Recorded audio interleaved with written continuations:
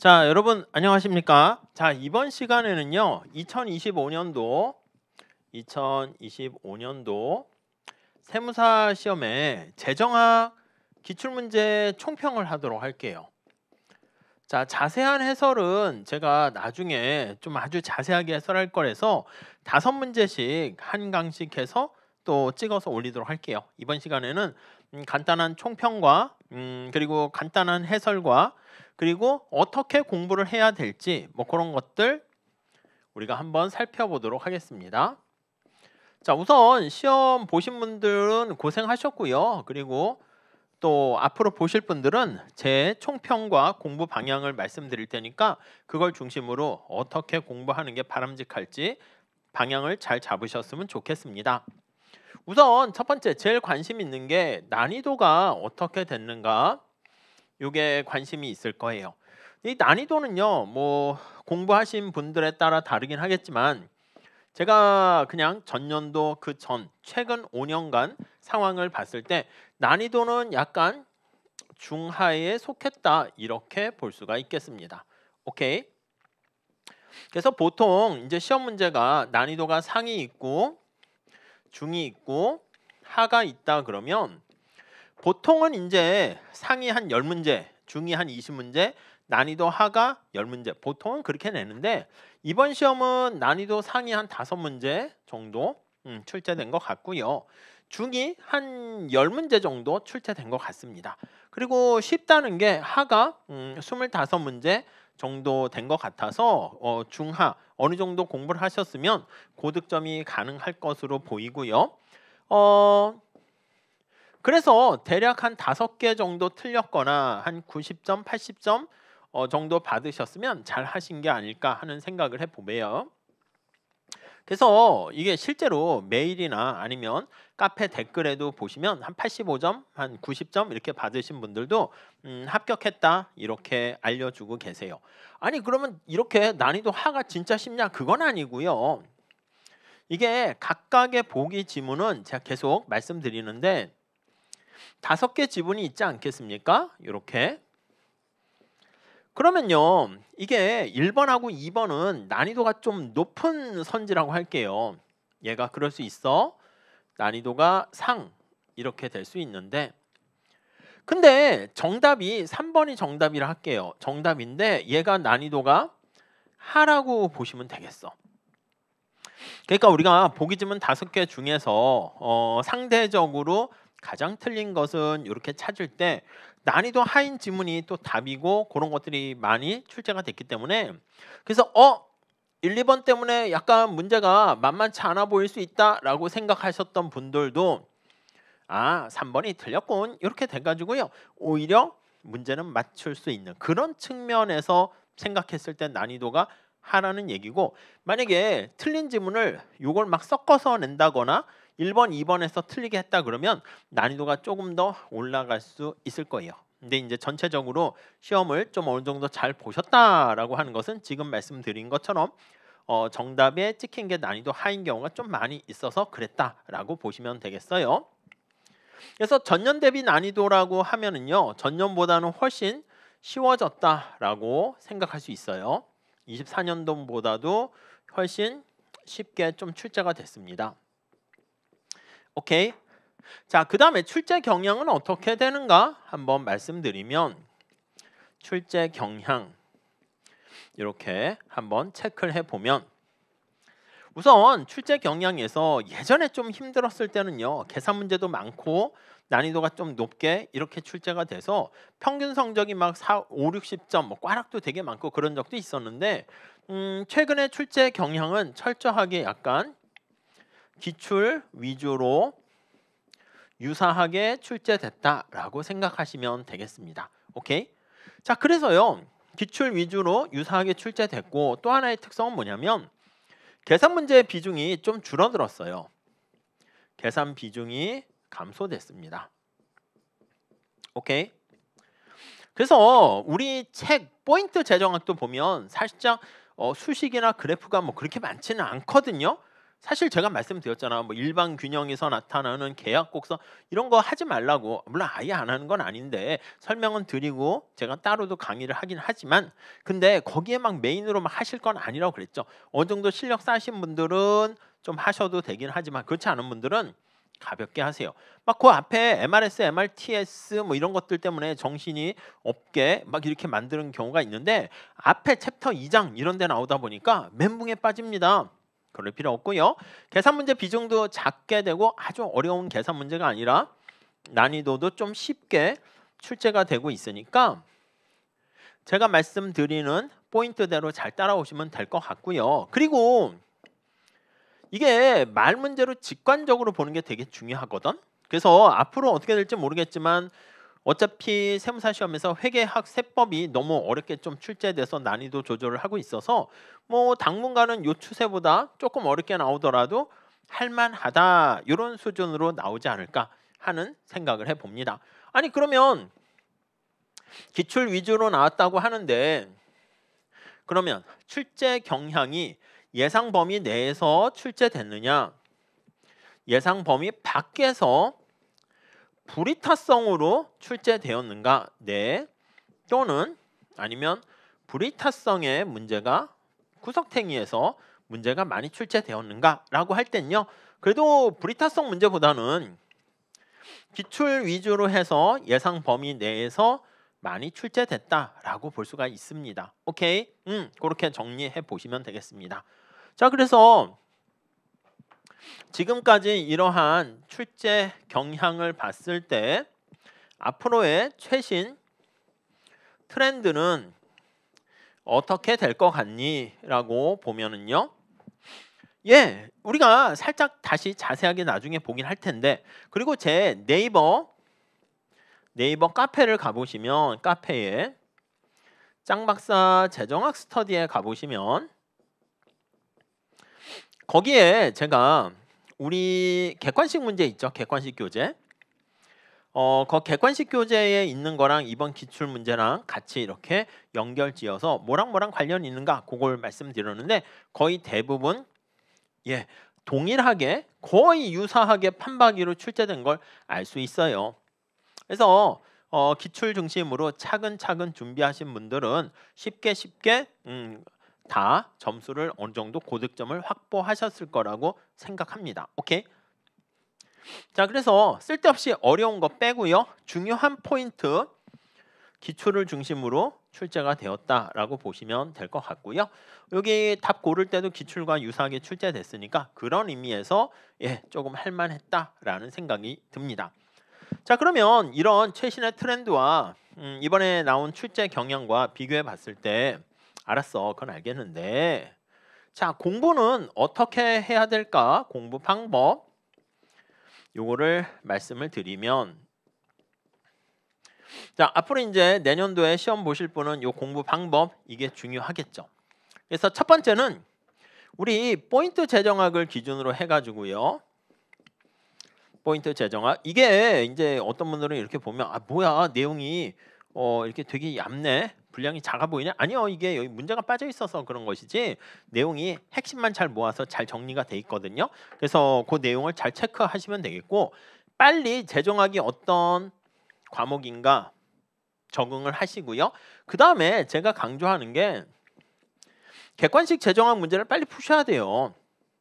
기본 강의를 2번 듣는 것보다는 객관식 문제 풀다가 약한 부분 기본 강의를 다시 골라 듣는 걸 추천합니다. 그래서 객관식 기출돼 있는 재정학 문제를 빨리 들어가셔가지고 일찌감치 그러니까 회계학과 세법은 앞으로 계속 해야 되는 것이고 재정학을 처음 하시는 분들은 먼저 정복을 하셔가지고 어느 정도 수준을 올려놓으신 다음에 그걸 앞으로 시험 볼 때까지 계속 반복하시고 그러면서 회계학 세법을 계속 공부하시죠.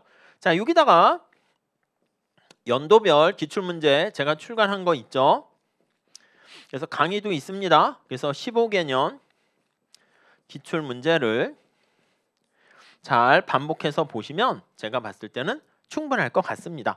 그래서 기출문제 이 책은 아시겠지만 파트별로 이렇게 구성이 되어 있고요. 파트별로 외부성이면 외부성, 공공재면 공공재 그걸 공략하시고요. 그게 다 된 다음에 연도별 기출문제를 잘 보세요. 연도별 기출문제는 뭐 20문제씩 하루에 20문제씩 풀면 될 것 같아요. 1일 이렇게. 그러면 40문제 1회분을 이틀에 한 번씩 보잖아요. 이건 나중에 제가 객관식 할 때 다시 말씀드릴 텐데 그렇게 정리를 하시게 되면 충분히 커버가 가능하다. 이런 생각을 할 것 같습니다. 자, 그리고 이제 많은 분들이 언제나 궁금해하는 게 앞에 좀 쓸데없이 너무 그래프에 계산 문제에 힘들어 하시는데 약간 수학적인 기초 수학이 좀 부족하다. 요것 때문에 힘들어 하시는 분들이 있거든요. 이거 어떻게 합니까 하면요. 기초 경제 수학 그 강의를 통해 가지고 유튜브에도 올려가 있고 그냥 샘플로 되어 있습니다. 그래서 요거는 여러분들께서 한번 기본적인 덧셈 뺄셈서부터 설명합니다. 요거 강의를 간단하게 듣고 가시는 것도 괜찮고요. 아니면 여러분들이 너무 겁을 먹어서 그렇지 그냥 바로 요 강의로 들어가시면 요 강의에 필요한 몇 가지 무차별 곡선과 수요 공급 그런 거 설명하거든요.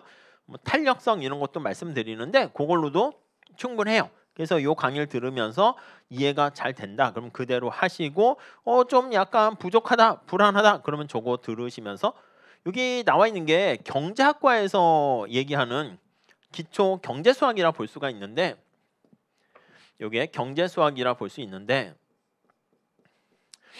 네, 요게 경제학과에서 배우는 경제 수학이 아니라 그냥 수업용으로 만든 그런 기초 수학이니까 그걸 중심으로 잘 체크해 보시면 될 것 같습니다. 오케이. 자, 여기서 다시 정리할게요. 최근에 출제 경향은 해볼만 하다. 그러니까 빨리 시작하셔가지고 기본 강의를 빨리 마스터하고 빨리 객관식으로 들어가기를 권장하고요. 어느 정도 수준 객관식 들어서 올라가신다라고 하면은 그러면서 연도별 기출문제를 반복해서 풀어보시게 되면은 쉽게 재정학에서 고득점을 할 수가 있을 것으로 보입니다. 아니 근데 앞으로의 걱정되는 고민은 무엇입니까? 라고 하면 아마 수험생 여러분 입장에서는 시험이 쉽다 그러면 어이구 주위에서 뭐 90점 받았네. 90점. 누가 한 25분 내에 문제를 컷해서 90점 받았네. 이런 얘기들이 많이 생길 거야. 그렇게 되면 내 스스로 짧은 시간 안에 시간을 세이브해야지 다른 과목 문제 풀 수 있는 시간이 생기지 않습니까? 그러니까 빨리빨리 풀면서 고득점 해야겠다는 또 전략 과목이라는 그런 생각이 마음을 압박할 수가 있습니다. 근데 재정학은 기본적으로 원래 쉬운 게 아니라 경제학과에서 1학년 때 경제 원론 배우고 미시 거시 배운 다음에 그 다음 이제 2, 3학년 때 들어가서 하는 거기 때문에 미시경제학의 응용이야. 그러니까 원래 쉬운 건 아닙니다. 최근에 좀 약간 유례 없이 좀 쉽게 나온 것이기 때문에 너무 이 말에 구애받지 마시고 그냥 편하게 한 30분 컷 해가지고 한 80점 정도 그 이상 목표로 하시고 다른 과목들에서 회계학이나 세법에서 꽈락을 좀 면하면서 준비를 하시게 되면 네 괜찮지 않을까 하는 생각을 해봅니다. 오케이. 자, 여기서 이번 시간에는 기출문제를 살짝 보실 건데 그 출제 포인트를 중심으로 제가 말씀을 드릴 테니까 가볍게 그렇게 한번 보시고 공부 방향을 정하시면 좋겠습니다. 자, 1번 문제 보시면 네, 바람직한 조세가 갖춰야 할 원칙 이렇게 있습니다. 바람직한 조세가 갖춰야 할 원칙, 바람직한 조세의 조건, 뭐 효율성, 공평성, 확실성 등등등인데 법률과 규정에 따라 이게 확실성 이렇게 되는 것이죠. 그 정도 어렵지는 않았고요. 다음 2번. 공평한 이 바람직한 조세 중에서 우리가 공평한 조세가 뭐냐라고 하면 이 큰 그림을 잡아 주셔야 돼요. 공평하다라는 얘기가 두 가지 원칙이 있다고 그랬죠. 하나는 편익의 원칙이 있고 다른 하나는 능력의 원칙이 있습니다. 자, 편익의 원칙은 정부가 제공한 공공재 서비스에 대한 편익에 따른 대가다 이렇게 보시면 되겠고 능력의 원칙은 내가 능력이 많으면 세금을 많이 내겠다 이런 거예요. 자, 여기서 거기 보시면 1번에 능력 원칙에 의하면 아파트 가격이 올랐다? 그러면 소비 가능한 능력이 증가하는 거니까 세금을 더 많이 내야 된다. 이렇게 얘기하는 거죠. 이 편익의 원칙을 강조하는 사람이 2번에 나와 있는 빅셀, 만장일치를 강조하는 빅셀이 거기에 해당하는 것이죠. 뭐 그 정도 보시면 되겠고 3번 우리나라 조세에 관한 설명으로 옳지 않은 것은 이렇게 나와 있는데 5번에 보시면요. 직접세랑 간접세랑 직접세가 이제 누진 소득세 같은 게 여기에 해당하는 거 아니겠습니까? 누진 소득세 이렇게 되기 때문에 얘가 소득 재분배 기능이 더 크죠. 누진세니까 소득 재분배 기능이 있어요. 근데 5번에 보시면 간접세가 소득 재분배 기능이 크다 이렇게 얘기했으니까 틀렸다 이렇게 보시면 돼요. 어렵진 않은 것 같습니다. 자, 그다음 4번도 한번 볼게요. 다 약간 난이도는 뭐 2번만 약간 중이라 분류될 수 있고 하에 속하는 것이고요. 자, 초과부담에 대한 설명으로 옳지 않은 것은 여러분 초과부담이라는 것은 상대 가격 왜곡으로 인해 가지고 선택의 왜곡이 발생하는 거죠. 그래서 대체 효과가 우리가 럼섬 텍스 같이 아예 경제에 영향을 미치지 않는 조세 이런 것들은 없어요. 그래서 대체 효과가 빵인 조세 이걸 바로 우리는 초과부담이 없다 이렇게 얘기를 할 겁니다. 자, 그래서 거기 3번에 보시면 조세 부과로 인해서 소득 효과랑 대체 효과가 반대 방향으로 작동해서 가격을 세금을 때렸는데 거래량이 변함없다? 아니요. 그래도 되게 유명한 질문이죠. 대체 효과는 존재하니까 대체 효과가 있으면 초과부담이 있다. 이렇게 볼 수 있습니다. 오케이. 간단한 문제고요. 다음 5번 한번 보시면 자, 어떤 재화의 한개 비용이 이거 뭐 자주 출제되는 거였죠. 한개 비용이 50이고요. 이렇게 자, 그리고 수요 곡선이 보상 수요 곡선이 P로 정리 잘 되어 있습니다. P가 100-Q 이렇게 되어 있습니다. 재화를 공급자에게 20의 텍스를 부과했어. 여기가 50인데 20의 텍스를 부과하면 이게 70 되는 거 아니겠습니까? 그러면 이게 조세 수입이죠. 이게 텍스를 부과해서 MC에다가 T를 부과하게 되면 70 이렇게 되고요. 사회적 후생 손실은 이게 바로 사회적 후생 손실이라는 거 잘 아실 겁니다. 자, 그래서 이걸 다 계산하는 거야. 조세 수입 계산하고 이번에 비율성 계수다 그러면 조세 수입 대비 사회적 후생 손실 초과 부담 이렇게 계산하는 거죠. 공급량은 당연히 거래량 감소하는 거 이렇게 어렵다기보다는 약간 일일이 좀 계산을 해야 되는 것이기 때문에 그게 시간이 좀 걸릴 거예요. 그래도 간단한 문제죠. 무슨 독점이나 이런 게 아니기 때문에 그렇습니다. 예, 그 정도 볼게요. 다음 6번 볼게요. 계산 문제인데 좀 쉬운 편에 속했고요. 자, 조세를 부과했을 때 조세 전가와 귀착에서 다양한 귀착에 대한 얘기입니다. 이거 우리 시험에 자주 나왔죠. 박스형으로도 자주 나왔는데 자, 거기 보시면 조세 그 자체만의 분배적 효과를 보는 가장 좋은 방법은 블러블러 했을 때 다른 종류의 조세로 대체했을 때 이 대체라는 말 나와 있잖아. 대체 요게 이제 차별 귀착 이렇게 되는 거죠. 균형 예산, 절대 귀착, 차별 귀착 뭐 그런 것들 정리하시면 될 거예요. 다음 7번. 자, 우리나라 부가세와 법인세에 대한 설명으로 옳은 것은 거기 보시면 3번에 한번 보시면 부가세 면세 대상 상품 같은 경우에 중간 단계에서 납부한 매입세액을 공제하지 않는다. 그게 맞는 것이고 4번에 경제적 이윤에 대한 과세다. 그러면 이윤에 과세하게 되면 아무런 왜곡 같은 게 발생하지 않습니다. 그리고 이제 뭐 5번 같은 아까 말씀드린 것처럼 5번 타인 자본에 뭐 등등등 이런 게 좀 난이도가 있을 수는 있겠지만 답 찾는 거는 어렵지 않은 그런 문제에 해당하는 거예요. 다음에 8번도 사실은 난이도 상에 속해요.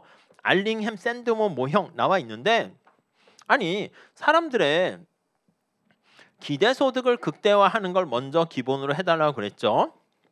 한계편 이게 바로 뭐라고요? 세율입니다. 세율 이렇게 있는데 한계 비용 이렇게 돼 있죠. 이거는 뭐라고요? 걸릴 확률에다가 벌금률 이렇게 해서 두 개 곱하기로 되어 있어요.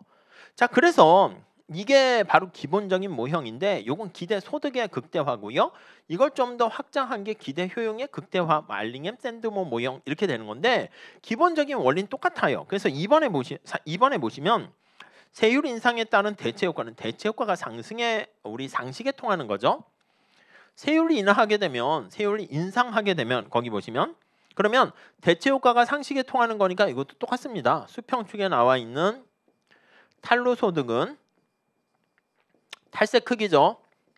증가하게 된다. 이거 뭐 자주 출제되는 포인트예요. 그러니까 거기에 1번에 나와 있는 뭐 절대 위험 기피도 이것도 기출에 나와 있는 건데 암기해 달라고 그랬습니다. 근데 언제나 틀리게 하는 건 대체 효과 상식에 통하는 세율 인상은 탄로 소득을 증가시킨다. 거기에 포인트가 맞춰져 있고 그 측면에서 출제가 됐으니까 자 다시 이 문제는 난이도가 상에 속하는 거지만 내용 자체는 어렵습니다. 근데 출제 포인트만 잘 머릿속에 암기하고 제가 말씀드린 대로 정리하시면 답은 쉽게 찾을 수가 있게 되는 것이죠. 그래서 난이도 하로 저는 분류하고 싶어요. 다음 9번 볼까요? 자, 소득세제에 대한 설명으로 옳은 것은 여러분 헤이그 사이먼즈의 포괄적 소득세는 맞습니다. 능력의 원칙이 되는 거죠. 헤이그 사이먼즈의 포괄적 소득세다 하면 자 모든 경제적 능력을 증가시키는 그러한 조세는 예 맞습니다. 능력의 원칙에 기반을 둬서 예외를 두지 않는 발생주의에 입각해가지고 예, 과세를 부과하게 되는 그런 걸 얘기하는 것이죠. 자, 그래서 능력의 원칙 맞고요. 그래서 이것도 사실 2번, 뭐 3번, 4번 약간 어려울 수 있는데 난이도 중되지만 답 찾는 거는 어렵지 않게 되고요. 10번은요, 여러분. 난이도가 이거는 상으로 분류할 수 있는데 그렇게 어려운 건 아닙니다. 사실 왜 그렇습니까? 라고 하면요. 이렇게 볼 수가 있어요. 자 이자 소득세 부과하는 거야. 자 그러면 우리가 그림을 살짝 하나 그려줘야죠. 현재 소비, 미래 소비 이렇게 있습니다. 이렇게 초기 보존점 해서 이니셜 포인트가 있어요. 자 그러면 이자 소득에 과세를 했다라고 하면은 예산선이 이렇게 변하는 겁니다. 이렇게. 근데 경제학에서는요. 이쪽에 해당하는 거는 돈을 빌리는 사람이니까 차입자에 해당하는 것인데 이자에 세금을 때리는 거니까 우리는 이자 소득이 있는 저축자의 포인트를 맞추는 거예요. 제가 뭐라 그랬냐면 아예 극단적으로는 이쪽을 그리지 않고 이렇게 내려가는 이쪽이 저축자를 대상으로 이렇게 얘기합니다. 오케이. 그러니까 원래는 그냥 경제학에서는 저축자인지 차입자인지에 따라서 결과가 달라지도록 그렇게 나오는데 우리 재정학에서는 난이도 올리기 위해서는 그렇게 할 수도 있어요. 근데 여기는 아무런 언급이 없잖아. 현재 소비, 미래 소비는 다 정상되고 아무것도 없다 그러면 저축자를 대상으로 본다. 이렇게 보시면 돼요. 자 그럼 대체 효과는 어떻게 됩니까 하면 하얀 색깔에서 파란 색깔로 되면서 수평축에 나와 있는 현재 소비의 가격이 하락합니다. 현재 소비를 증가시키고 저축은 감소한다. 이렇게 되겠죠. 자, 실질 소득으로 한번 봅니다. 소득 효과 되는 거예요. 스몰 m이라 할까? 실질 소득이 감소합니다. 여기 보세요. 예산선의 영역이 축소가 되지 않았습니까? 실질 소득이 감소하게 되면 현재 소비 감소하고 저축이 증가한다. 이 원리만 그냥 아시면 되겠죠. 그래서 이제 만약에 좀 더 고민하신 분들은 차입자, 저축자라는 얘기 그럴 수 있는데 아무 얘기 안 하면 저축자라고 보셔야 된다. 이렇게 말씀을 드릴 수 있겠습니다. 오케이. 자, 그래서 거기 보시면 소득 효과는 저축 의욕을 증가시키게 된다. 예, 그게 4번이 그래서 틀렸다. 이렇게 보시면 되겠죠. 넘어갈게요. 물론 이제 최종적인 결과는 대체 효과, 소득 효과가 서로 반대 방향으로 작동되니까 어느 게 크냐에 따라서 결론은 달라지게 될 거고요. 자, 11번은 약간 난이도 중이라 볼 수 있는데 조세와 기업의 투자에 관한 얘기인데 언제나 나오는 게 기업의 유저 코스트, 사용자 비용이 출제 포인트고요. 토빈의 Q, 요게 기업의 코스트 대비 밸류 이렇게 되는 것이고요. 오케이. 그 다음에 거기 5번에 나와 있는 것처럼 우리 자주 출제되는 게 조세가 투자에 미치는 영향 이렇게 얘기했을 때 한계 실효 세율 이게 중요한 거죠. 한계 실효 세율이 0보다 작으면 이게 세금을 낸 다음에 이득이 더 커지니까 거의 뭐 자주 보셔서 암기하시게 되겠죠.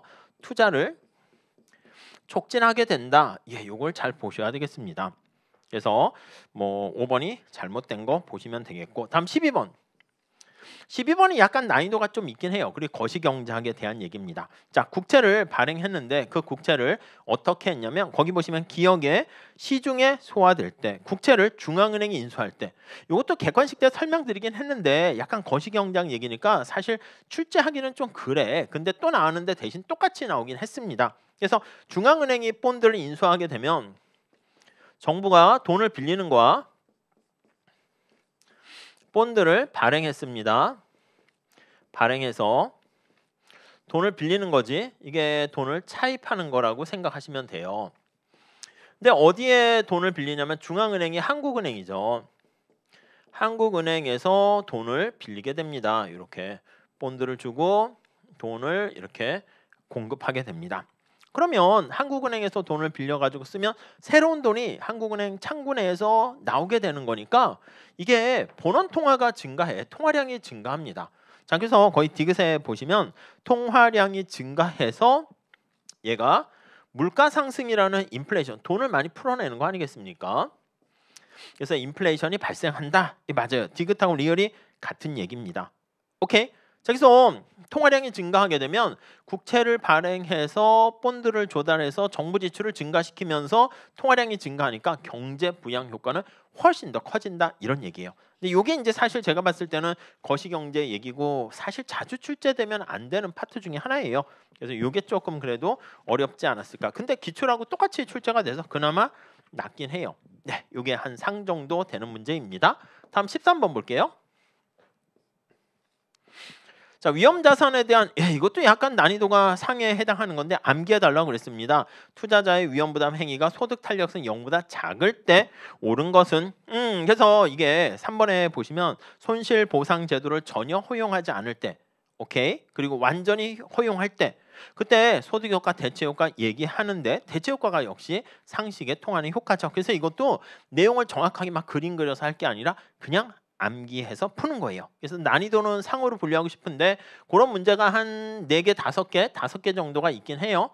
근데 뭐 그 정도 빼놓고 나머지는 무난했다. 이건 나중에 제가 또 자세하게 좀 설명드릴게요. 그냥 설명드려서 이해하는 것보다는 암기하세요 하는 게 가성비가 커요.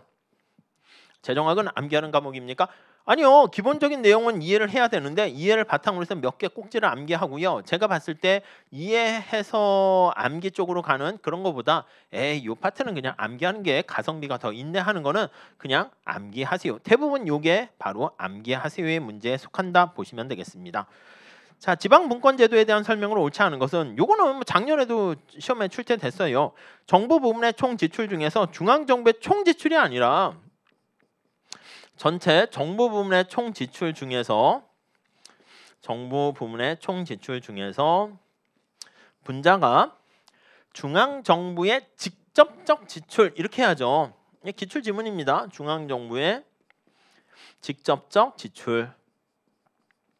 그러니까 중앙정부가 지방정부한테 보조를 해준 것 그런 것들은 빼는 겁니다. 그래서 이걸 뭐라 그런다? 이걸 바로 중앙집권화율 이렇게 얘기합니다. 그래서 총지출이라고 해서 틀렸어요. 근데 그거는 이거 어떻게 합니까? 기출에 있어. 기출에 있기 때문에 그런 기출 지문을 잘 반복해서 보시게 되면 이걸 틀리게 하는구나 쉽게 알 수가 있어요. 다음 15번 볼게요. 국가부채에 관한 설명 원래 리카르도 대등정리 그걸 많이 틀리게 해서 아무것도 영향 안 받네 보통 그렇게 하는데 4번도 중요하죠. 여기 나와 있는 것처럼 본드를 발행하게 되면 본드의 가격이 어떻게 됩니까? 하락한다고 그랬지. 왜 하락합니까? 시중에 본드가 많아지니까 가격이 하락하는 거 아니겠습니까? 본드의 가격하고요 이자율은 반비례 관계야. 이자율이 올라가고 이자율이 올라가서 민간의 투자가 하락하게 되는 요게 바로 우리는 크라우딩 아웃 이펙트에서 구축 효과 이렇게 얘기를 합니다.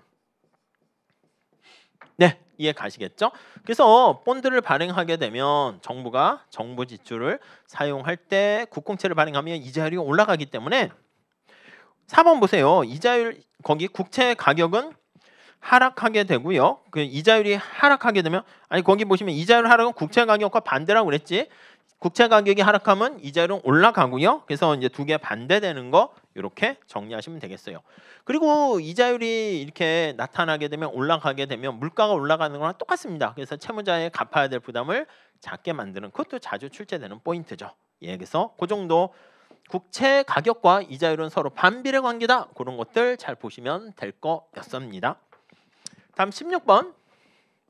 MM정리예요. MM정리. MM정리도 이거 사실은 암기하셔야 됩니다. 첫 번째는 뭐냐면 기업이 돈이 남았어. 그래서 이걸 사내 유보를 할 것인가 아니면 배당을 할 것인가 이렇게 봤을 때 두 개의 효과는 동일하다 이렇게 생각하시면 되겠습니다. 이해 가시겠죠? 사내 유보 하나 배당 하나. 사내 유보하면 주가가 올라가고 배당하면 내 손에 이득이 생기는 것이고 사내 유보하면 주가 올라가니까 발생주의 입장에서는 이득이 발생했는데 실현을 시키지 않았을 뿐이죠. 그리고 타인 자본과 자기 자본 요거 같게 취급한다. 이렇게요. 그래서 이게 MM 정리의 핵심이 되는 거예요. 우선 기업 이 박스에 나와 있는 게 최근에 기출문제에 나와 있는 거야. 기업 가치의 극대화를 위한 최적 자본 구조의 존재가 입증한 게 아니라 아니다. 네가 어떻게 하던 최적 자본 구조는 없다. 이런 얘기야. 유명한 1번 지문이니까 잘 보시고 디귿 경영자와 주주 간의 주인 대립 문제 이런 게 없다는 전제하에서 얘기하는 거죠. 그래서 나머지는 어렵지 않은 것 같고요. 다음 17번 볼까요? 여러분 중앙정부가 지방정부에 제공하는 교부금에 관련해서 이거 잘 보셔야죠. 끈끈이 효과입니다. 여러분 끈끈이 효과는 뭐가 얘기하는 거야? 중앙정부가 지방정부한테 마음대로 써 이렇게 주는 거야. 여러분 마음대로 보조해 준다라는 게 뭐야? 무조건부 아니겠습니까? 무조건부 보조금을 지급을 했는데 오케이. 아니 그러면 얘는 마음대로 써 하니까 지방공공재를 생산 공급하고 나머지는 세금 감면으로 해서 얘 입장에서는 G라고 쓸게요.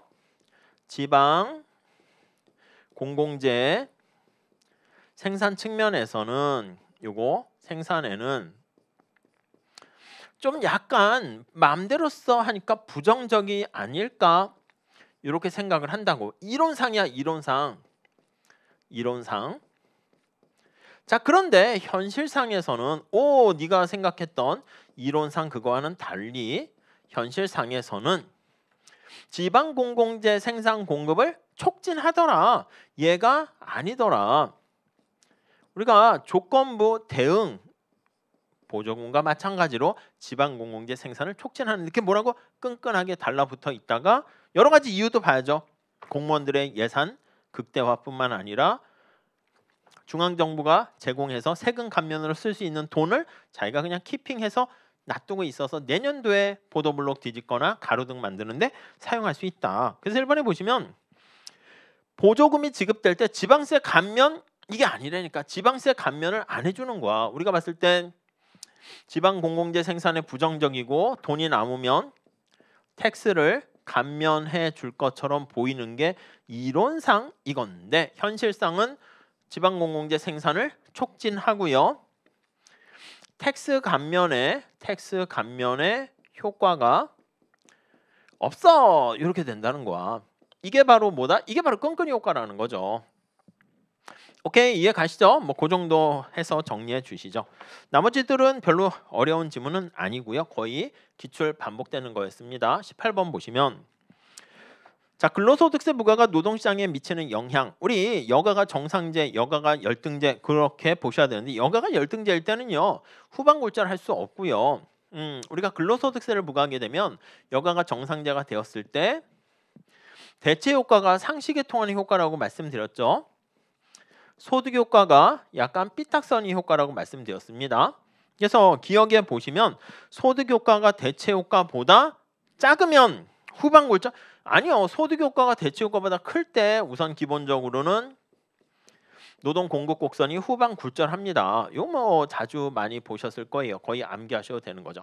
단 전제 조건이 여가가 정상제라는 전제 하에서. 근데 디귿에 보시면 그래서 기억은 틀렸고 니은도 볼게요. 여가가 정상제고 비례소득세로 대체 효과가 여러분 대체 효과가 상식에 통하는 효과라고 말씀을 드렸죠. 그럼 대체 효과가 소득 효과보다 크다면 아니 세금 때리니까 일할 맛이 나요 안 나요? 안 나는 거지. 그래서 노동공급이 감소한다 이렇게 해야 되고요. 그리고 여가가 열등제일 때는 후반골절하는 상황이 발생할 수 없을 뿐더러 중립세로 부과하게 되면은 소득 효과만 존재하는 맞죠? 중립세라는 것은 아무런 영향이 없으니까 왜곡이 없는 조세고 이게 럼섬 텍스랑 같은 얘기야. 근데 협의의 럼섬 텍스는 존재하기 힘들기 때문에 넓게 보면 대체 효과가 존재하지 않는 것은 럼섬 텍스다. 이렇게 볼 수가 있어서 맞다. 이렇게 보시면 되겠습니다. 다음 19번 볼게요. 여러분 자연 독점 관련한 공기업의 공공요금 할 때 한계 비용 가격 설정을 책정하게 되면 자연 독점일 경우에 이게 효율적이긴 한데 문제는 뭐다? 맞습니다. 비효율성이 발생하는 거 알 수가 있어요. 그래서 MC 프라이싱이 발생하게 되면은 자연 독점 상황이 되면 효율적인데 문제는 뭐다? 예, 손실이 발생합니다. 그래서 공기업이 계속 손실이 발생하게 되면 이걸 계속 유지할 수가 없다고요. 그래서 요 손실 때문에 요거를 효율적이긴 좋지만 대안이 뭐 없을까? 그래서 이거 많이 봤죠. 우리 평균 비용 가격 설정이라든가 여러 가지 가격 차별, 이부 가격제 등등이 있고요. 램제 가격 설정이 있죠. 5번에 보시면 램제는 역탄력성 가격 설정 아니겠습니까? 어떻게 보면 약간 역탄력성 방법과 관련한 램지 룰이야.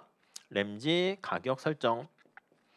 조세랑도 같은 얘기가 되겠죠. 탄력성에 반비례해서 가격을 때려라, 세금을 때려라 이겁니다. 그래서 역탄력성 법칙이죠. 오케이? 그러니까 5번에 수요의 가격 탄력성이 작을수록 한계 비용의 가격을 가깝게가 아니라 한계 비용보다 가격을 훨씬 높게 부과해야 된다. 이거죠. 탄력성이 작을수록 가격은 훨씬 더 높게 부과해야 된다. 이렇게 정리하시면 되겠습니다. 오케이, 다음 볼게요. 20번. 자, 정부의 감세 정책의 효과로 오른 것은 이렇게 나와 있습니다. 세금을 깎아줍니다. 깎아주면 가처분 소득이 증가하죠. 디스포저블 인컴이라는 것은 내가 번 소득에서 세금을 뺀 나머지가 되는 건데, 자, 가처분 소득 거기 보시면 감세 정책으로 가처분 소득이 증가하게 되고요.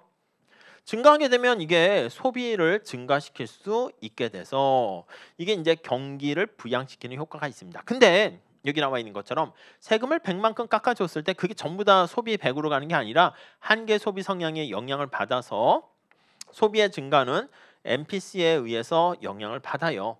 한계 소비 성향이 만약에 0.8이다 그러면 소득이 증가했을 때 100만 원 증가했을 때 80%에 해당하는 80만 원은 소비로 가고 나머지는 저축으로 간다. 이렇게 되는 것이죠. 자, 그래서 그런 내용을 중심으로 보시면 되겠어요. 이것도 약간 난이도가 좀 중상 중에 볼 수 있는데 답은 좀 쉬워요. 5번 보시면 구축 효과가 없다는 가정하에서 정부 지출을 줄이는 만큼 세금을 깎아주게 되면 재정 적자 변함없이, 그렇지, 이게 균형 재정 승수라고. 만약에 세금을 100만큼 거두면서 정부 지출을 증가시키게 되면 균형 재정 승수는 1이잖아요. 그래서 재정 적자 없이 균형 재정을 유지하면서 총수요를 증가시키거나 감소시킬 수 있다. 그런 얘기를 할 수 있겠죠. 바로 그 얘기예요. 그래서 어떻게 보면 좀 낯설 수 있는데 우리가 승수 공식, 우리 객관식에서 그거 하나만 얘기하잖아요.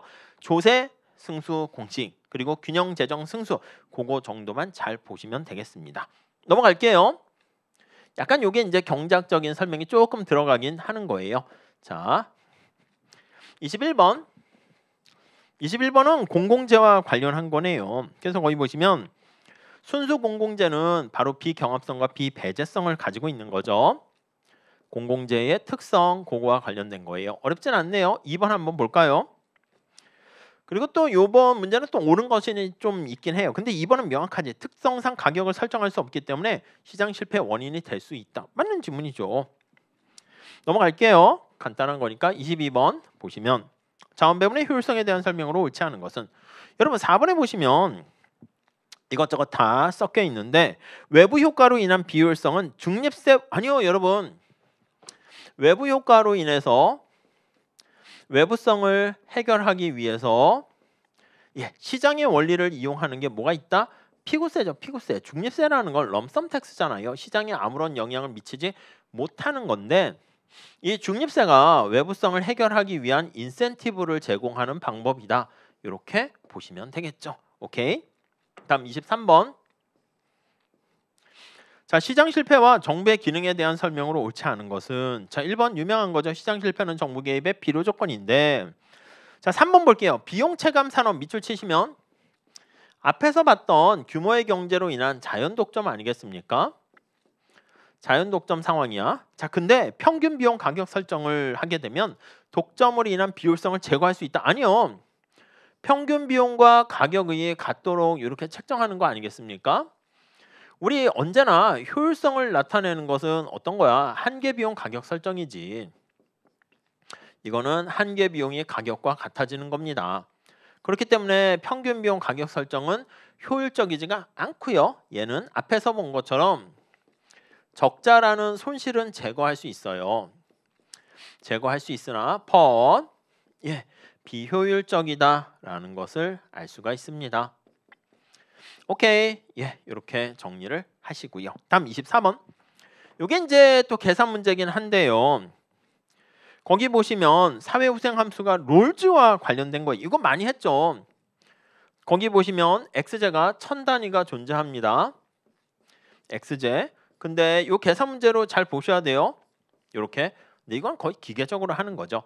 자, 후생을 극대화하는 맥스하는 사회후생을 극대화하는 선택인데 사회후생이 어떻게 되어 있습니까?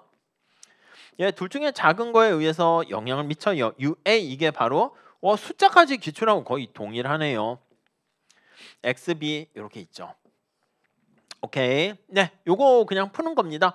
자, 그래서 요거 두 개 같을 때가 효용이 하나 만들어져서 최적 조건은 어떻게 됩니까? 요거 두 개 같을 때에서 제곱을 합니다. 그럼 9 XA는 XB일 때 최적이 되는 것이고 얘를 여기다 대입해서 각각 구하면 되는 거죠. 오케이? 뭐 그 정도 보시면 어렵지 않게 답을 찾을 수 있을 거예요. 그래서 후생의 극대값이라든가 롤즈 이런 것들 알 수가 있겠어요. 네, 뭐 넘어갈게요. 여기까지만 취지를 보시면 되겠고요. 다음 25번. 자, 도시 복합 도농 복합 도시 A에서 도시와 농촌 간에 5명의 주민이 있어요. 사람들이 5명이 있는 거야. 시정부는 소방 서비스를 제공하고 있는데 도시 지역의 개별 수요 함수가 이렇게 있네. 근데 여러분 거기 보시면 공공재 아니겠습니까? 공공재 수직으로 합하는 거야. 서메이션해서 도시 지역의 사람들 이게 5명 있으니까 5명을 다 5번을 더해야 되는데 곱하기를 하면 되겠지. 도시인 경우에는 수직의 합이니까 이렇게 보시고요. 그리고 농촌 지역입니까? 농촌 지역의 개별 수요 함수 역시 마찬가지야. 5명 있습니까? 그러면 5 곱하기 농촌 지역은 15 마이너스 2Q 이렇게 됩니다. 이게 난이도가 올라갈 때는요, 여러분 아시겠지만 이게 뭐 굴절돼 가지고 이렇게 되는 형태가 될 수가 있긴 하죠.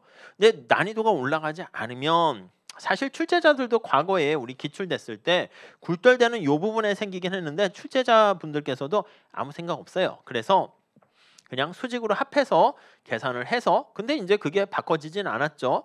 그래서 우리 기출인데 거기에 맞춰서 저도 그냥 약간 해설을 다르게 하긴 했는데 원래 정확하게는 여기 굴절되는 부분 여기 어디에 속하냐 봐야죠. 근데 이 경우도 그냥 단순히 다 합해가지고 더해가지고 계산해서 요거랑 MC 같도록 푸는 거죠. MC가 얼마야? 거기 보시면 85 이렇게 있으니까 이렇게 같게 놓고 푸시면 최적 생산량은 바람직한 서비스는 6 이렇게 나오는 거 알 수가 있습니다. 오케이. 그런 측면에서 뭐 그냥 계산 문제긴 한데 무난한 계산 문제였다 이렇게 볼 수가 있겠네요. 다음 볼게요. 26번.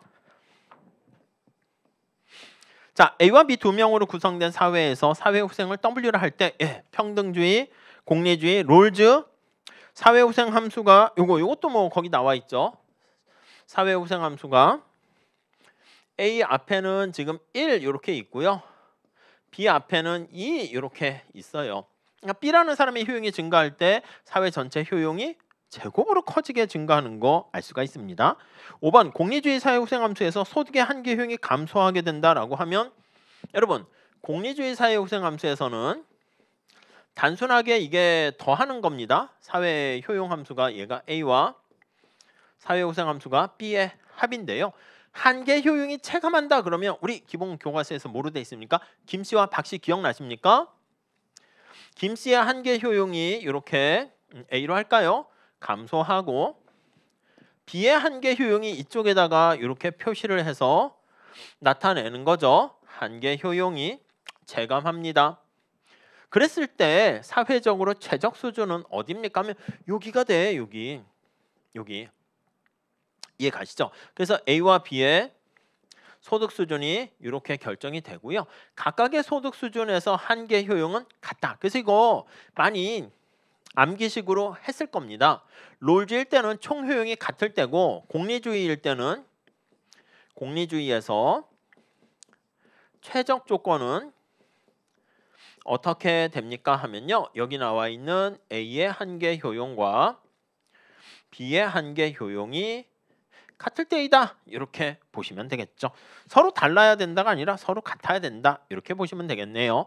다음 27번 봅시다. 27번. 자, 27번은 중위투표자 정리에 대한 설명으로 옳지 않은 것은, 여러분 중위투표자 정리는 중간에 위치한 사람이 선호하는 게 결정되는 건데 파레토 효율성을 항상 보장하는 건 아니죠. 이 계산 문제로도 있잖아. 그래서 3명의 사람이 있을 때 두 번째 사람 나타내는 거랑 앞에서 얘기한 것처럼 한계 편익을 다 더합니다. 요걸 다 더해서 얘가 MC랑 같아질 때 얘가 최적 이렇게 되는 건데, 중위투표자 정리는 어떻게 됐다? 3명이 있으면 두 번째 사람이 되는 거야. 두 번째 사람의 한계 편익을 3명 있으면 3 이렇게 계산해서 얘가 한계 비용과 같을 때, 이러니까 값이 같을 수도 있겠지만 같지 않고 달라지는 경우가 훨씬 많다. 이렇게 보셔야 되죠. 뭐 그 정도 정리하시면 되겠습니다. 어렵지 않은 문제였고요. 28번. 28번도 그 피구세 구하는 건데 여러분 이거 기본적인 거지. 이렇게 보시면 수요 함수가 있고 수요 함수가 그냥 우하향하는 수요 곡선 생각하시면 되겠고, 거기 보시면 PMC가 있고요. 요거는 PMB 이렇게 생산에서 외부성이 발생하는 거라서 이건 SMB랑 똑같은 겁니다. 그리고 거기 나와 있는 MD가 외부 비용 데미지 아니겠습니까? 우리 기본서에서는 SMD라고 썼지. 여기가 EQ 이렇게 되면 사회적인 최적은 이거 합하는 겁니다. 그래서 SMC는 여기 PMC에다가 SMD를 더하는 거야. 여기서는 MD죠. 이걸 더하는 겁니다. 근데 거기 보시면 PMC가 안 나와 있고 SMC가 그냥 나와 있어. SMC에다 MD를 더하면 안 됩니다. 그냥 원래 SMC가 줬으니까 요거에다가, 여기는 외부성이 없으니까 요거 두 개 같게 놓고 푸시면 돼. 함정이야. 그래서 여기가 사회적인 측면에서의 최적 생산량이 되고요. 오케이? 요거 두 개 같게 놓고 푸신 다음에 피구세는 어떻게 된다? 요겁니다. 요 높이가 요거랑 똑같은 거예요. 이해 가시죠? 그래서 뭐 간단하게 풀 수 있는 문제입니다. 다음 29번 갈게요. 19번. 계산 문제가 그래도 막 꼬아서 내거나 그러지는 않았습니다. 그냥 간단하게 내가지고, 보통은 우리 세무사 제정학에서 계산 문제가 괜찮아서 외부성 공공재 같은 경우는 그 문제를 따다가 제가 회계사 모의고사 낼 때도 내긴 하거든. 근데 이번 시험 문제 같이 이렇게 나오면 회계사 문제나 다른 뭐 공무원 시험이나 그런데 모의고사 문제로 쓸 수가 없어요. 난이도가 좀 쉬워서. 그러니까 조금만 하시게 되면 앞으로도 그럴 것 같습니다. 계산 문제가 한 5개 나오면 거기서 한 3개 정도는 쉽게 커버가 가능한 계산 문제고, 한두 개 정도가 어려울 것 같은데 여기서는 뭐 그냥 그나마 할만했다 이렇게 보시면 되겠어요. 다음 29번에 니스카넨과 미그빌레인저 모형에 대한 관료제 모형인데 이것도 간단하죠. 거기 3번에 보시면 관료가 선호하는 생산량은 한계 편익과 한계 비용이 일치하는 것보다 어떻게 된다? 과다 생산되는 거지. 그래서 이렇게 한계 편 요거 총 이윤에 해당하는 요거 잉여가 나와 있으면 니스카넨은 여기까지 된다니까. 사회 무차별 곡선을 그리게 되면 여기는 미그 빌레인저가 되고 MR과 MC가 같아지는 게 여기 최적 수준. 그래서 요거 자주 출제되는 거죠. 둘 다 사회적인 최적 수준보다는 더 큰데 니스카넨일 때가 훨씬 더 크다. 네, 그런 얘기입니다. 넘어갈게요. 자, 그 다음에 네, 30번. 자, 외부성에 관한 설명으로 옳지 않은 것은, 여러분 해로운 외부성하고 이로운 외부성이 있잖아. 해로운 외부성은 나쁜 거야. 나쁜 거는 하지 마세요 해도 바람직한 최적 수준보다 어떻게 과다하게 되죠. 이로운 건 뭐라고? 코로나 때 백신 맞으세요, 마스크 쓰세요. 바람직한 이로운 외부성은 바람직한 최적 수준보다 과소 생산 공급됩니다. 그래서 5번에 보시면 이로운 외부성이 존재하며 해당 재화의 생산량은 사회적 최적 수준보다 과다가 아닙니다. 이로운 외부성은 바람직한 최적 수준보다 과소하다라는 거. 이게 이제 기본이 되는 거지. 네, 뭐 쉬운 문제고요. 다음 31번 볼까요? 공공사업의 비용과 편익과 관련한 얘기 나와 있는데 여러분 3번 한번 볼게요. 독점이 발생하게 되면 독점일 때는 이거 되게 중요하다고 말씀드렸습니다. 한계 비용보다 P가 높게 되는 게 하나의 특성이죠. 자, 한계 비용에 해당하는 거는 약간 이게 직접적인 생산자 비용에 관련한 거 생각하시면 되고 이건 소비자가 지불하는 가격이 이렇게 높아진다는 거예요. 그럼 언제 MC를 사용합니까? 그럼 생산과 관련된 거는 투자와 관련된 거라고 말씀드렸죠. 그래서 생산량이 증가하게 되면 투자의 성격을 지니니까 한계 비용을 사용하고요. 그리고 투자가 아니라 소비와 관련된 것이다 라고 하면 생산량이 증가하지 않게 되면은 여기 나와 있는 것처럼 P를 바로 우리가 기준으로 사용하면 된다. 그래서 거기 보면 그 상품의 생산량이 불변이면 시장 가격을 평가 기준으로 해야 된다. 이거 뭐 되게 중요한 문제니까 잘 좀 체크하세요. 뭐 쉬운 문제네요. 과거 기출에 그대로 나온 거죠. 다음 32번. 자, 공공투자가 유발하는 편익과 비용에 대한 설명으로 옳지 않은 것은 여러분 2번 말도 안 되지. 편익은 눈에 보이는 게 유형적 편익인데 2번에 보시면 무형적 편익이 있잖아. 이거를 고려하지 않는다 말이 안 되지. 당연히 고려해야 되는 것이죠. 그래서 뭐 그 정도 보시고 확실 대등의 이런 개념도 좀 알아두시면 당연히 좋고요. 33번 볼게요. 자, 이전 지출에 대한 설명으로 옳지 않은 것은 여러분 저소득층을 위해서 사회복지 정책으로 도와주는 겁니다. 세 가지 방법이 있죠. 그래서 소득 보조가 있고요. 현금 보조가 있고 가격 보조가 있고 현물 보조가 있습니다. 가격 보조가 있고 현물 보조, 물건을 직접 사서 주는 것이죠. 이렇게 있어요. 자, 우리 앞에서 얘기했던 것처럼 우유나 지방 공공재 생산을 촉진하는 것은 요게 바로 촉진 효과가 있죠. 그래서 이게 뭐 우유를 소비를 더 많이 하겠다 그럼 가격 할인해 주는 게 우유 소비하는 사람들의 소비를 더 증가시킬 수 있는데 자, 소득 보조는요. 이게 효용 측면에서는 최고다 이렇게 돼 있는 거 아실 겁니다. 자, 그래서 5번에 보시면 소득 보조는 가격 보조에 비해서 해당 상품의 소비를 촉진 아니죠. 바뀌었죠. 가격 보조가 촉진 효과가 더 있고요. 소득 보조는 대체 효과는 없고 얘는 말 그대로 소득 효과만 존재하고 얘는 가격 효과가 존재하는데 가격 효과에는 대체 효과랑 소득 효과 같이 존재하는 거 알 수가 있습니다. 어렵지 않습니다. 넘어갈게요. 34번. 자, 우리나라 국민연금제도의 성격. 여러분 국민연금제도가 니은에 나와 있는 정부의 조세 수입을 확충한다? 그건 아니지. 돈 벌려고 하는 건 아니죠. 그래서 역선택을 해결하고 온정적 간섭, 소득 재분배 수단도 주목적이라면 틀려요. 근데 부수적인 목적이다. 오케이, 그거까지는 되겠죠. 다음 35번. 우리나라 재분배 정책에 대한 설명을 옳은 것은 1번의 기초생활보장제도 그냥 그 사람이 능력이 있든 없든 도와주는 공공부조제도에 해당한다. 맞는 얘기죠. 넘어갈게요. 36번. 자, 외부성에 대한 설명으로 옳지 않은 것은 여러분 외부성을 우리가 해결할 때요. 피구세라는 텍스를 부과해서 해결할 수도 있죠. 근데 이 피구세라는 텍스와 서브시디라는 보조금은요. 외부성을 해결하는 데 있어서는 효과는 동일하다. 이렇게 얘기를 할 수가 있습니다. 오케이, 이해 가시죠? 물론 이제 경제 전체에 미치는 효과는 다르긴 하지. 근데 단기적, 장기적으로 거기 4번에 보시면 단기적으로 생산량 감소의 크기는 크지만이 아니라 이거는 효과는 동일하다. 내가 오염물질을 배출하게 되면 텍스 페널티를 무는 거랑 오염물질을 감축했어. 그럼 감축한 대가로 보조금을 받는데 남들은 감축하는데 나는 감축하지 않았다. 나 혼자 보조금 못 받잖아. 뒤집어 얘기하면 기회비용으로 따지면 돈을 내는 거라 볼 수 있겠죠. 그러니까 오염물질을 감축하는 최적 수준으로 가게 되는 측면에서는 동일한 효과다 알 수가 있습니다. 다음 37번.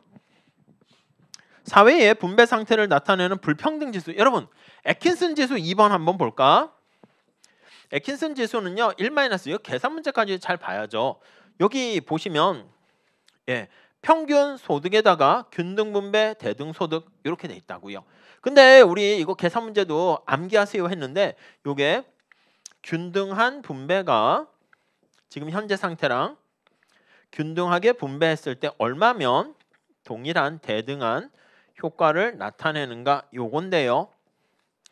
이해 가시죠? 이게 공리주의냐 평등주의냐 롤주냐에 따라 결과가 달라지게 되는 걸 알 수가 있습니다. 그래서 이번에 보시면 가치 판단이 달라도 아니요, 에킨슨 값은 달라지게 됩니다. 오케이? 요 계산 문제 다시 정리를 좀 해주셔야 좋을 것 같습니다. 오케이? 그 정도 봐주시고 다음 38번 한번 볼게요. 자, 최적 분배에 관한 설명으로 옳지 않은 것은 롤즈, 러너 여러분 엣지워드를 기억하셔야죠. 엣지워드가 공리주의인 거 기억나시죠? 근데 앞에 제가 수식어 뭐라고 붙였죠? 평등주의적 공리주의자 이렇게 얘기했습니다. 그래서 평등주의적 공리주의자 이렇게요. 자, 그러니까 평등주의적 공리주의자 이렇게 돼서 아니 한계 효용이 체감하고 소득에 한 효용이 영향을 받고 이랬을 때 결론이 어떻게 되냐면 몇 가지 조건이 충족되면 효용함수가 똑같을 때 완전 균등이 최적이 된다 이렇게 주장을 하게 됩니다. 오케이, 이해 가시죠? 근데 사람들이 비판을 하는 거야. 가정 중에 뭐요? 사람들이 야 효용함수 선호가 어떻게 똑같을 수 있냐 이렇게 얘기하니까 러너라는 사람이 도와줬죠. 동등 확률주의해서 표현했죠. 이번에 보시면 동등한 확률 하에서 효용함수가 비록 다르더라도 사람들의 균등 분배는 균등한 분배가 최적. 그래서 사람들이 동등한 확률을 갖게 된다라고 하면은 러너의 주장이 효용함수가 다르더라도 확률로 가미하게 되면 똑같게 된다. 요걸 얘기하는 거죠. 러너의 밑에 3번에 있는 엣지워드를 서포트 해주는 주장이다. 이렇게 보시면 되겠습니다. 이것도 자주 출제됐던 지문이죠. 다음 39번. 분배에 관한 공리주의 주장 옳지 않은 것은 여러분 개인의 효용을 비교를 전제로 하면서 효용함수는 소득의 한계 효용이 이게 체감일 때 우리가 완전 균등 그 얘기를 해. 이 공리주의자 있잖아. 이렇게 되면 완전 균등 한계 효용이 두 사람의 한계 효용이 A라고 할까? B라고 할까? 이게 같을 때 최적이라는 얘기를 했는데 한계 효용이 사실 체감에도 상관은 없지. 거기 보시면 불변이라는 과정이 필요하다. 아니요. 체감이라고 하는 게 이제 당연히 기본적으로는 좋고. 오케이. 자, 그래서 사회 전체적인 후생을 극대화하는데 만약에 소득에 대한 한계 효용이 체감하게 되면 앞에서 얘기한 것처럼 완전 균등 이렇게 간다는 것입니다. 넘어갈게요. 다음 40번. 자, 연금 제도에 대한 설명으로 옳지 않은 것은 뭐 사회보험 관련된 것이고 이번에 완전 적립 방식, 부가 방식. 여러분 부가 방식이 뭐야? 오지 모형이 오버래핑 제너레이션 모형 해가지고 중첩, 중복 세대 모형이라고 제가 말씀을 드렸죠. 그래서 사람들이 이제 중첩돼 있는 거야. 그래서 젊은 층과 노년층 이게 중첩돼 있어가지고 아시다시피 젊은 층이 나이 든 세대를 이렇게 부양하게 되는 그런 원리가 되고요. 이 중복 세대 모형이 거기 나와 있는 부가 방식에 해당하는 것이고 이 부가 방식이 세대 간의 재분배 효과가 발생한다. 이렇게 봐야지. 근데 이번에 보시면 세대 간의 재분배 형식과 완전 적립 방식과 부가 방식에 거꾸로 바꿔 쓴 거 알 수가 있겠습니다. 그리고 이제 뒤에 뭐 대체 효과는 저축을 감소시킨 그것도 중요한 건데 뭐 앞에서 말씀드린 것처럼 정답이 되는 꼭지는 좀 쉬운 데서 답이 나오게 됐어요. 그래서 공부는 어떻게 하시냐면 우리 시험이 이게 아주 쉬운 건 아닙니다. 보기 지문 하나하나 뜯어보면 중요한 선지들은 다 담고 있는데 그래도 다행인 것은 우리가 자주 봤던 그리고 자주 틀리게 했던 포인트를 틀리게 했기 때문에 그런 측면에서 체감 난이도가 조금 그래도 다행히 쉽지 않았나 하는 생각을 하게 되고요. 공부를 앞으로 하실 때 여기 나와 있는 선지 제가 기출문제에서 꼼꼼하게 말씀드리니까 그거 그대로 잘 정리하셔가지고 반복해 주세요. 그렇게 해서 속도를 좀 올리셨으면 좋겠습니다. 정답률을 올리면서 속도까지 같이 올리셔서 다른 과목 푸는데 시간을 좀 세이브하면 좋겠습니다. 근데 아까 말씀드린 것처럼 난이도가 한 요 정도로 나오게 되면은 어떤 문제가 발생하냐면 야 재정학은 전략 과목으로 삼아야 되고 한 20분 만에 다 풀어야 되고 점수는 80점 이상 이제 그게 압박감으로 다가올 수가 있어요. 그래서 너무 빨리 휙휙휙 보다가 내용을 놓칠 수가 있긴 한데 그럼 어떻게 해야 됩니까 하면 처음 공부하시고 객관식 가서 어느 정도 마무리 시험장 전까지는 정확도를 높이시면서 문제를 많이 푸셔서 속도를 조금 올리시되 미리미리 해서 속도를 올리지 마시라 그렇게 말씀드리고 싶습니다. 자꾸 회독수를 많이 하시고 반복을 하시다 보면 어느 정도 속도는 정답률과 같이 올라갈 수 있겠다. 그리고 앞에서 계속 말씀드린 것처럼 계산 문제 어렵게 나올 때도 있는데 그래도 무난한 수준으로 나오긴 했어. 내년도는 조금 요거보다는 어렵게 준비를 하시긴 해야 될 것 같습니다. 예, 그래도 뭐 제 수업 잘 따라오시고 객관식 강의 들으시고 연도별 기출 잘 보시게 되면 충분히 뭐 90점 이상 요 정도는 뭐 좀 90점 정도 이상은 받을 수 있지 않을까 하는 생각을 해보고 앞으로 조금 더 어렵게 나오더라도 한 80점 수준에서 그 이상은 유지할 수 있도록 준비하시면 다른 과목 꽈랑 넘으시고 그러면서 준비를 하시면 될 것 같습니다. 오케이, 자 이렇게 마무리 짓고요. 또 수업 시간에 뵙도록 할게요. 감사합니다.